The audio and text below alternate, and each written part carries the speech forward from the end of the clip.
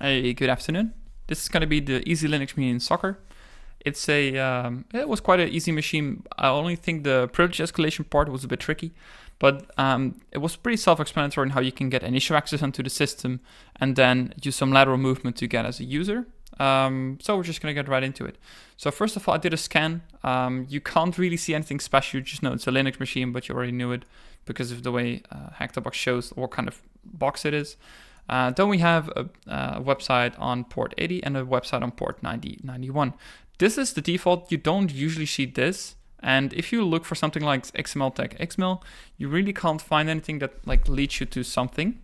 So what we're going to do, we're just going to go to the normal box. I have already added it to my host file. So if I look into my host file, if I get it correctly here, you can see I've already added the soccer detector box, and this is another one which I'm going to show you how to get into a sec. So once you go to soccer detector box, you actually get onto a page with not really much on it. As you can see, you can click things, but it's just not doing anything. You can look at the source code. I press Ctrl U for this in Firefox, but again, there's not really something. You could look into what kind of file this is if you download it, and then look at Exif tool, for example. But it's also really not that interesting. So what we're going to do, we're just going to set up a brute forcer basically. So the way we would do it, you can do it on like a directory, like here. But you can also check for a fee host here. The way I'm going to do it, I like to go through the directories first. So what I'm going to do, I'm just going to call the command ffuf. And this is like, I've used it, I use it a lot of the times, but this is just a tool to brute force pages and other parameters you could try onto a website. So we're going to call ffuf, and then u is for the website, which you can also see if you just scroll up a bit. You can see u is for the target URL, and then we just need to provide the word list, which I'm not seeing here. Word list here, word list file path. So we're just going to do ffuf on user and http:// soccer detector box. And then you can do fuzz here. Normally with directories, you don't need it here, but it's better to do it anyway, because if you have, for example, multiple parameters, it's easier this way. Then we're going to use word list. My word list is default in seclist. I would like to use this one as it gives me a lot of results. And I feel like HTB has a lot of practice these boxes themselves with the seclist tools. So we're just going to go into discovery, and then we're going to go into web content. And then I believe there's one called directory or some kind. So there's directory list, and I'm just going to go to 2.3. Let's just do medium. And what you can do is ignore comments, because in these word list or directory, there's also going to be comments, which we're just going to ignore. And right off the bat, you should get a directory which is called tiny. And it's not going to bring you anything else, but I can leave it running in the background. So if we just go to tiny, you can see you get this H3K tiny file manager. And then if you look into the source code, I think there was a version mentioned somewhere. So we have one right here, 2.4.3. So I believe Tiny File Manager 2.4.3 has an exploit, but we're not really in the need of it. As I believe there's just a default credentials. And it's always better to just try the default credentials first before actually trying one of these things. One thing it does bring you, if you look at, for example, this code, I believe they do have the password in here. Believe it was admin at, I think. Yeah, so we have admin at 123. And then the default password is going to be admin. I'm just going to log in quickly. And we're just going to log in like this. The way you could also find this is, instead of doing that, we can go into Tiny File Manager default creds, and you should also be able to see what it is. Right. All right. What you see here, we have perms, and you can actually check Linux perms. I believe there's one site which interactive, where you can actually try and sort of work with it.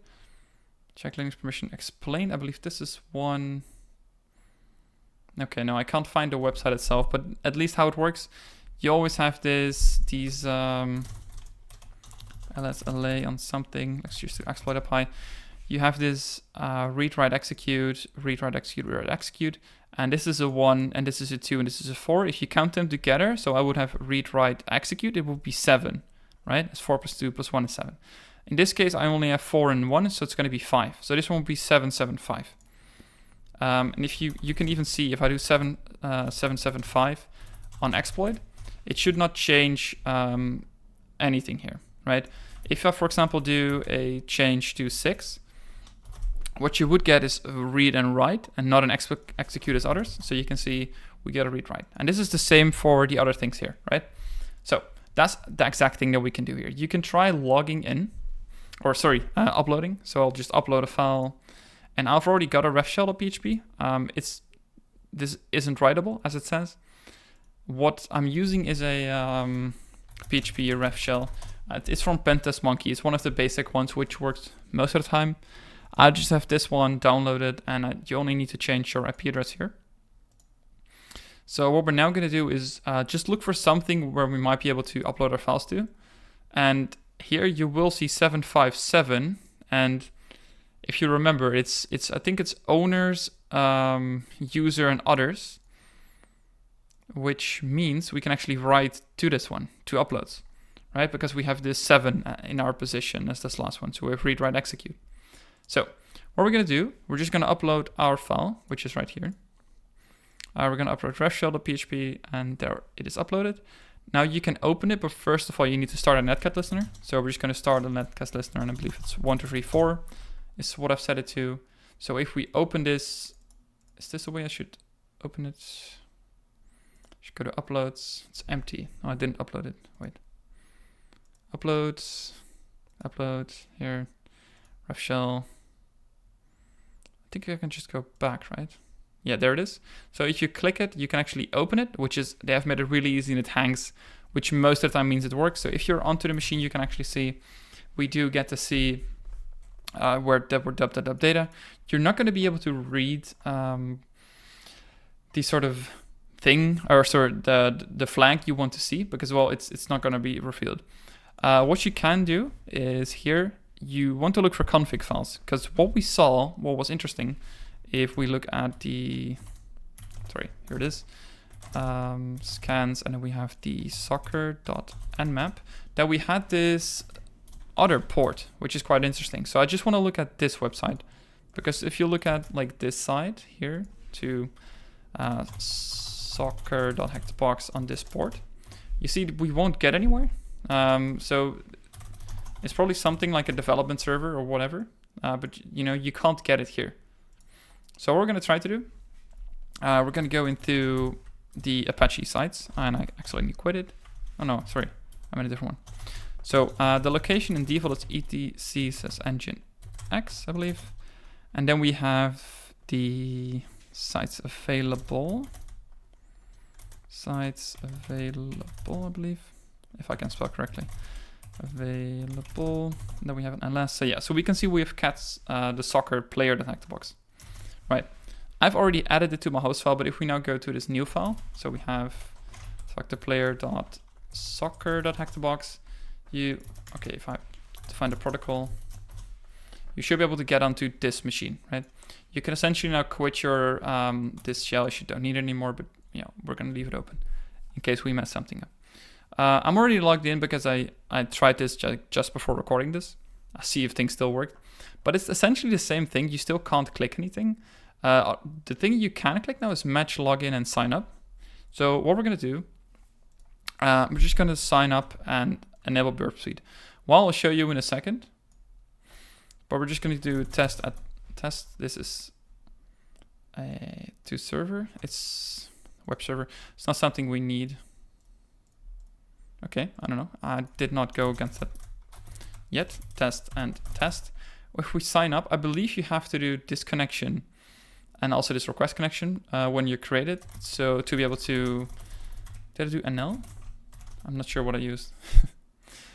I already forgot. So many.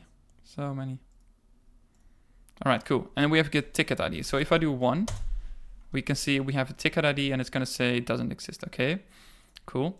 If I do, for example, 93959, because I know that ticket exists, I'm seeing it here. I'm just going to send this to the repeater. And what we're going to get, this is it's weird. I haven't seen this exist. It's gonna say ticket exist. I've sent it to the repeater, and we don't get the response. What you can do, you can reconnect to the socket, and if we now click, we can see we actually get a ticket exist. All right, we have one. If you change it to, for example, something that doesn't exist, you see it doesn't. I know it sounds really easy, but it says it doesn't exist. If you think about SQL, it's probably going to be some Boolean check. So it's saying if it exists, then it's true. If it doesn't exist, then it's false. And the way we can actually check this is, for example, with SQL map. But first of all, I just want to try to see some simple injection if it works. So I'm going to say is or 1 is 1, which is really easy. And I'm not even getting, so I'm getting one ticket exists. So this means it's vulnerable to SQL injection because this doesn't exist like it showed here, but now it does work. So I'm just going to copy this. And the way I'm going to set it up, I'm going to start an SQL map scan. So SQL map is basically an automated SQL injection tool. And we just need to provide the URL and the thing we want, which is the level and the risk. And I believe there's also the data. Oh, here, I didn't see it. The data string. So I'm going to do SQL map, and it's going to be the website. I want to type it myself, so I'm just going to do it a bit differently. So I'll just do something here. What you want to do is, it is a web shell, or web socket, I mean, on the way it's sort of connected. So you can see the WebSocket ID 15 is here. So you want to copy this thing, basically. I'm just going to type it over. I can sort of look through it, so that's fine. So it's going to be /sock player.soccer.hackedbox on port 1991. So you replace this protocol with WebSocket, basically. That's the only thing that we're changing. Now, next thing we need to do is, I just want to provide this data, like I showed you. And I have to put this inside quotes, otherwise it's going to mess up the bash. And the way this works, if you do a star in any type of injection in SQL map, it's going to try it here. So we're saying basically test it here. And what we're then going to do is we're going to do database enumeration, I believe it is. So you can see enumerate database, database management system, databases. That's it, I think. We're going to do threads, so it's going to check it like quite quickly, because most of the time there's no limiters in the way you can do this. And we're not going to do that yet. And we're going to say level 5 risk free in batch. This is basically setting the highest level, the highest risk. Batch is setting so it automatically inputs the answers. So you don't have to say, yes, I want to check Boolean, and no, I don't want to check no injection or whatever. It's going to do it for you. I believe this takes about a minute or so. And what you will get to is it's going to try to, as you see, does this funky way of like trying. You saw it like loading. It's basically going to check letters and see what exists, which is pretty cool because it's doing many requests at a time. We see we have a soccer DB. So what you can do if you know the database, you can actually say, and I actually showed it already. You can say database, sorry, not that one.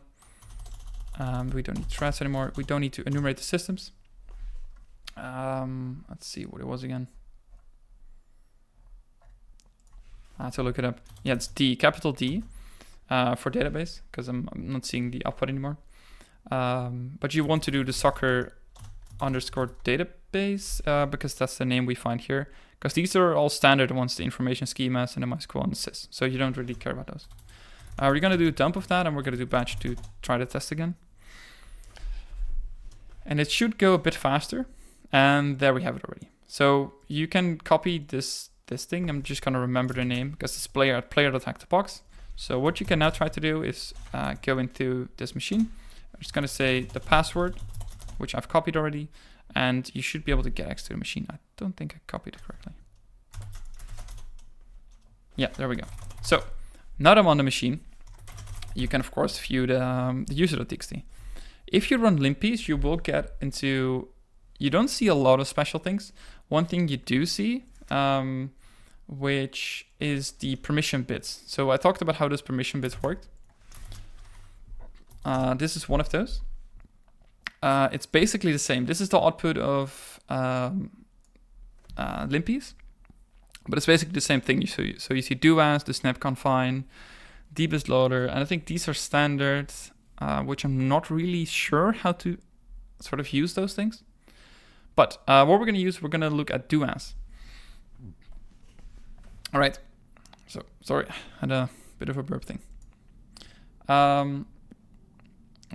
If you want to see what kind of permissions there are, you can also do the ls and ld as it's not executable, and ls and /user/local/bin/doas. You can see it has this read write s, and the s is the SUID bit. So I believe that is a what was it again? It isn't. I think it was a binary which is allowed to be executed by other users as normal users, and it executes as this users as root. I think it was something like that. All right. If we know what it looks like, we're just going to cat it. We're not going to cat that. I have messed it up. Do as. Where's it installed? Locate do as. Which do as. There we go. No, wait, it's not the correct one. I'm not sure. I'm looking at my notes and it's etc/doas.conf. I'm not sure why it's here. But this is basically what it's doing. If you look at the man of doas, you should be able to see that we had this permit no pass. So it's running permit no pass, and then it's doing player, which is us, right?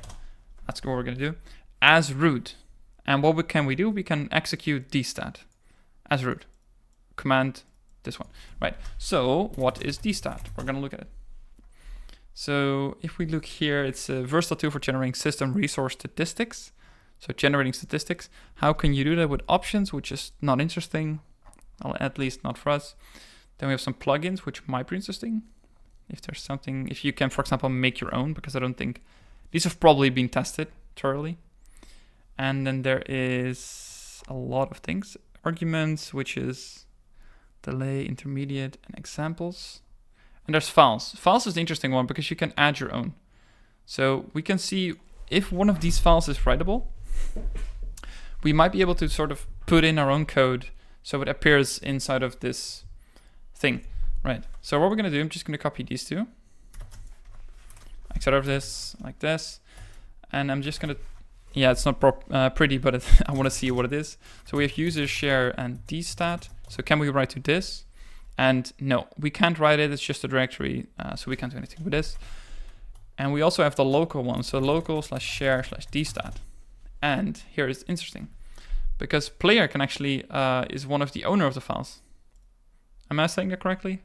I think so. So we can basically change things here, which is pretty cool. The way it works, I had to look up the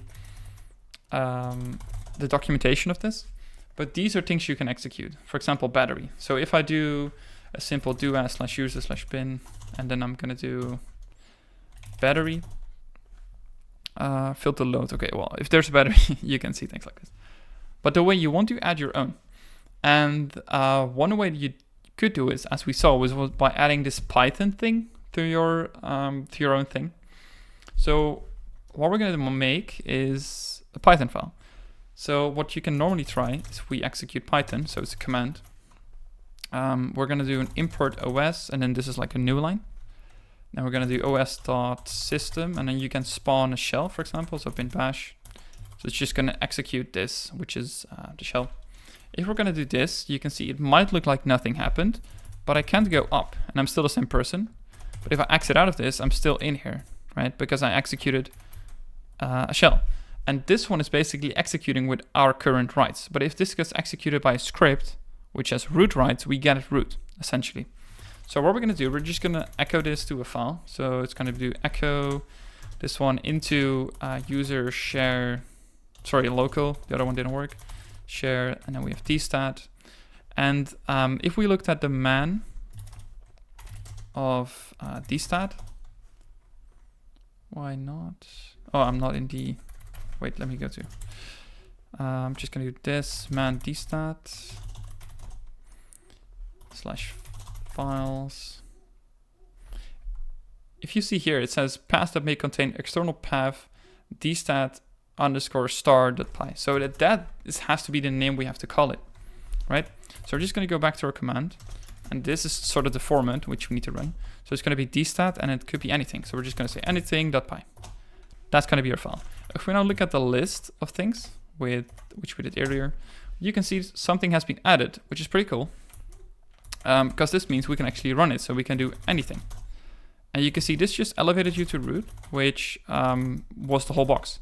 It wasn't that difficult, but I do believe just seeing these steps, it's not a lot of steps, but you have to sort of look into the things and have to look thoroughly through linpiece, for example, before you find something like this, which I think was the hard part for this box. But yeah, thank you.